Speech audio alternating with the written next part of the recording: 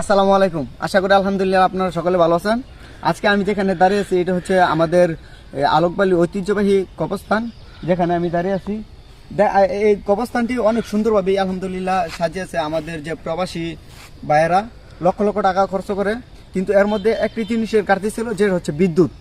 তো আলহামদুলিল্লাহ এটার মধ্যে মিটার লাগানো হয়েছে, প্লাস সন্ধ্যার পরে আসলে দেখা যায় কি গুরুস্থানটা খুবই অন্ধকার, খুব সুন্দর দেখা যায় না। এই জন্য দেখেন আপনাদেরকে দেখাই, এই যে আজকে 4টি নতুন করে লাইট লাগানো হয়েছে, যাতে করে সন্ধ্যার পরে অটোমেটিক লাইটটি অন হয়ে যাবে, প্লাস সকালবেলা অটোমেটিকই লাইটটি অফ হয়ে যাবে।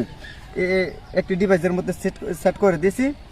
আর এটি সম্পূর্ণ করা হয়েছে আমাদের যে আলোর দিশারি সংগঠনের পক্ষ থেকে করা হয়েছে।